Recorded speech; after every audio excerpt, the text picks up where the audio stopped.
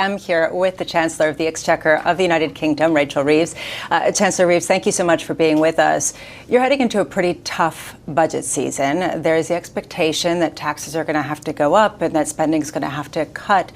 How much headroom are you looking to build for yourself so you don't have to do this again in terms of raising taxes again and going through another round of cuts? I think the British people recognise that the last year has been a challenging one, whether it is conflict in the Middle East, Russia's continued aggression in Ukraine, the need for higher defence spending, and also increasing trade barriers around the world have put countries under a lot of pressure, and no country, including the UK, is immune from that. But I've also been really clear that we will continue to meet the fiscal rules that I set out in my budget last year, and we will get debt down as a share of our economy, we will bring down the deficit, and we will balance day-to-day spending with tax receipts. And when we get the full forecasts from the Independent Office for Budget Responsibility, we will make sure that we are continuing to achieve those things. In terms specifically of the headroom, the headroom has been lower in the past. It was as low as £6.5 billion in the last parliamentary session. Obviously, more headroom would be good, but there's always trade-offs because, of course, to build more headroom, you would have to increase taxes further or cut spending further. But we'll continue to manage that balancing act. But I recognise that in a world as volatile as it is today, having a bit more of a buffer can help absorb shocks. You've talked about raising the taxes, and in a previous interview you were talking about particularly targeting wealthy residents of the United Kingdom. Is that really the focus right now? Is it broader based in terms of the tax raise you have in mind? In the budget last year, I did increase taxes on some of the wealthiest, and we also increased taxes on business. I'm very mindful, again, to get the balance right. We want to attract talent to the UK and keep talent in the UK. I also want to make it easier for businesses to grow and stay in Britain. So I'll set out the individual taxes on November the 26th, but I want this to be a pro-growth budget that maintains Britain as a great place to start and grow a business and to bring in investment. And obviously over the last few months we've secured huge amounts of foreign direct investment, including from the United States with those big technology companies investing in Britain. There's been a concern that if taxes go up too much on businesses, people start to leave and individuals will leave, and that there's been some anecdotal evidence of that just personally when I meet people from London and New York. I'm just wondering, have you kind of grown aware of that and tried to reduce how much you lean on that lever?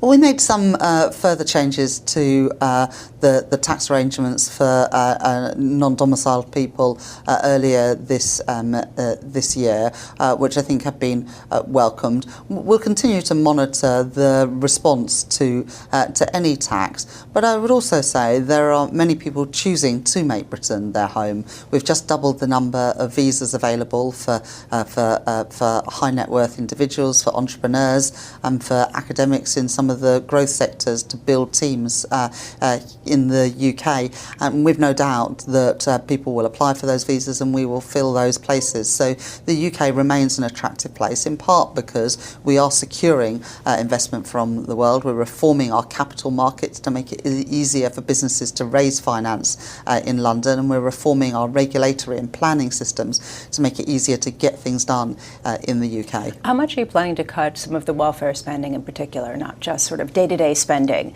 of the government? Well, it is important to make sure that all budgets, including the welfare budget, are well managed, and we do need to see reform of our welfare system. And we'll continue to make the case with that reform. We've already brought in some changes to something called the universal credit system to reduce the incentives to get the health-related element of that. And just a couple of weeks ago, I announced a youth guarantee to help young people people not in education, employment and training get back into work. Like many countries around the world, particularly since the pandemic, we have experienced challenges in terms of youth unemployment and youth inactivity, and we're determined to turn that around with particular programmes targeted at those young people. One big question for a lot of people is the Office for Budget Responsibility and what they'll come out with in terms of downgrading the growth forecast for the United Kingdom. Do you have any expectation or understanding of what that growth downgrade looks like? Well, the Office of Budget Responsibility, like other forecasters, use the past productivity performance to forecast the future. And it is true that under the previous government, over the last 14 years, both growth and productivity were underwhelming. And the Office of Budget Responsibility will update their predictions for the future based on the past. And it's my job as Chancellor to try and beat those expectations. And that's why we're pursuing policies on trade, investment, on planning, on permitting, on regulation and capital market reform, as well as through the trade deals that we're securing to make sure that our economy is well suited to benefit from global investment, from business and wealth creation, and that's what we'll continue to do. Chancellor Reeves, thank you so much for taking the time. Thank you. That was Rachel Reeves, the Chancellor of the Exchequer in the United Kingdom.